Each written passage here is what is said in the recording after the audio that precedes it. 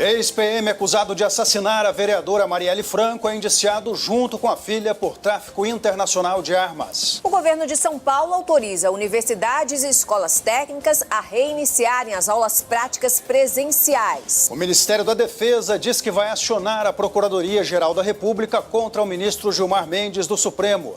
Ele disse que o Exército se associou a um genocídio durante a pandemia. O corpo da atriz da série Glee, Naya Rivera, é encontrado em lago nos Estados Unidos. Pela primeira vez desde março, Nova York não registra nenhuma morte por Covid-19. O governo demite pesquisadora do Instituto Nacional de Pesquisas Espaciais que monitorava o desmatamento da Amazônia. O Flamengo vence, perde Gabigol expulso, mas leva vantagem do empate para a decisão do Estadual do Rio com o Fluminense. Fla-Flu da final terá transmissão exclusiva na TV aberta pelo SBT na próxima quarta-feira.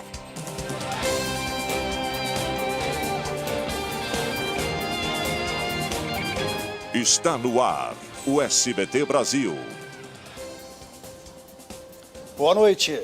Boa noite. Policiais militares do estado de São Paulo vão usar câmeras nos uniformes a partir do dia 1º de agosto. A mudança foi anunciada hoje pelo governador João Dória, depois do flagrante de mais uma abordagem violenta. Vídeos gravados por vizinhos mostram o PM apontando. E a polícia do Rio de Janeiro indiciou o ex-PM Rony Lessa e a filha dele por tráfico internacional de armas. O policial reformado está preso por outros crimes. Ele é acusado pelo assassinato da vereadora Marielle Franco e do motorista dela, Anderson Gomes. Anos de narcotraficante. A lei criada para proteger e garantir os direitos dos menores de idade completa hoje 30 anos. O Estatuto da Criança e do Adolescente é elogiado por especialistas, mas na prática ainda está longe de continuar tendo uma sociedade cada vez mais violenta. O Brasil registrou quase 1.900.000 casos de Covid-19.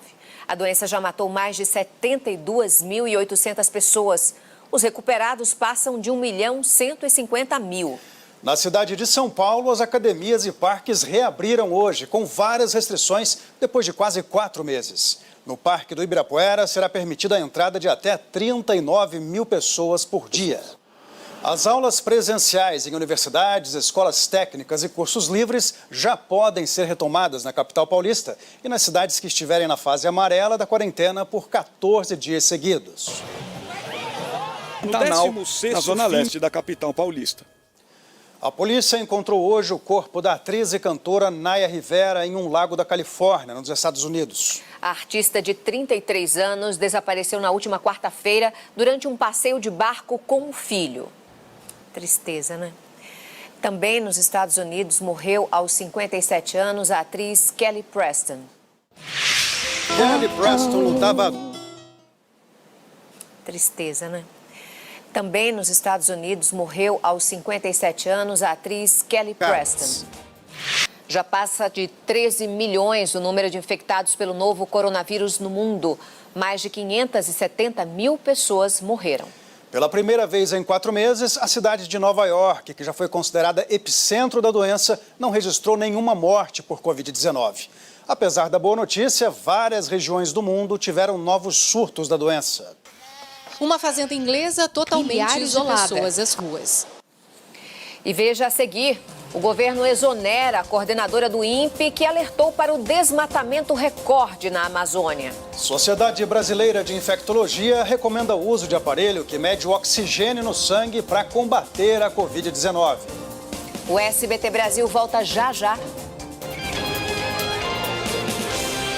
Ana.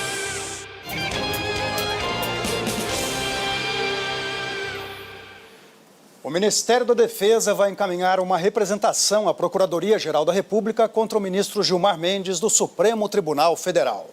No fim de semana, ao criticar a manutenção de um militar no Ministério da Saúde, Gilmar Mendes afirmou que o Exército se associou a um genocídio no combate à Covid-19.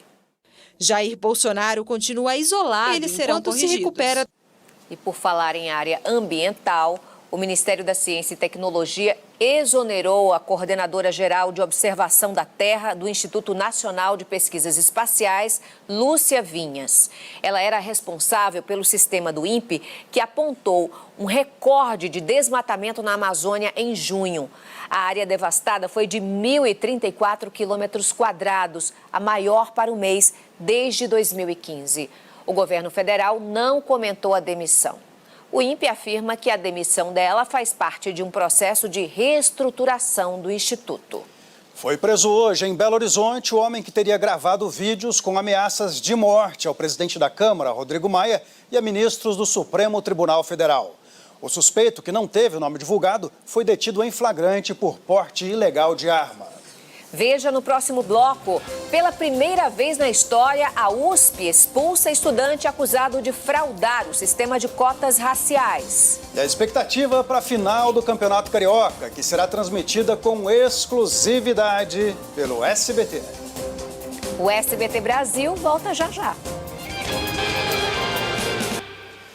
A Sociedade Brasileira de Infectologia lançou hoje uma campanha para estimular o uso de oxímetro no país. Esse aparelho pode identificar casos de Covid-19 por meio da taxa de oxigênio no sangue. Logo no começo da pandemia, a Elaine resolveu ter um oxímetro. Uma carta assinada pelo presidente Jair Bolsonaro foi enviada hoje ao governo de Angola, demonstrando preocupação com a segurança de pastores brasileiros que vivem no país africano. Líderes da Igreja Universal do Reino de Deus e suas famílias relatam casos de violência e ameaças. Templos já foram invadidos por dissidentes da igreja. O clima é de tensão e medo dentro dos templos. O Congresso Nacional pode derrubar o veto do presidente Jair Bolsonaro à prorrogação da desoneração da folha de pagamentos. O benefício é defendido por empresários como uma forma de manutenção dos empregos. Com a desoneração, 17 setores da economia podem pagar menos impostos sobre a contratação de funcionários. Isso porque, ao invés de pagar ao governo um percentual... como a reforma tributária, reforma administrativa... A Universidade de São Paulo expulsou um estudante acusado de fraudar o sistema de cotas raciais e sociais. Braz Cardoso Neto, de 20 anos, alegou ter ascendência negra e ser de baixa renda, mas não conseguiu comprovar. É o primeiro julgamento de fraude em cotas da história da USP. O estudante tem 10 dias para recorrer. E agora, vamos a outras notícias pelo Brasil. E chegou bem próximo à faixa de areia. O SBT vai transmitir na próxima quarta-feira, com exclusividade na televisão aberta para todo o Brasil, o segundo jogo da decisão do Campeonato Estadual do Rio de Janeiro. Na primeira partida, o Flamengo venceu o Fluminense por 2-1 e agora está a um empate do título. Não tem rivalidade maior. A grande final do Campeonato Carioca de 2020 marcará a volta do narrador Théo José ao SBT. O Théo teve uma passagem por aqui nos anos 90, onde ele participou da cobertura de grandes eventos esportivos. Que momento o SBT está me proporcionando. Seja bem-vindo de volta. E não perca hoje, às 9 da noite, as emoções de Chiquititas. E logo na sequência, o último capítulo de As Aventuras de Poliana. Uma boa noite para você. Boa noite, Brasil. Tchau.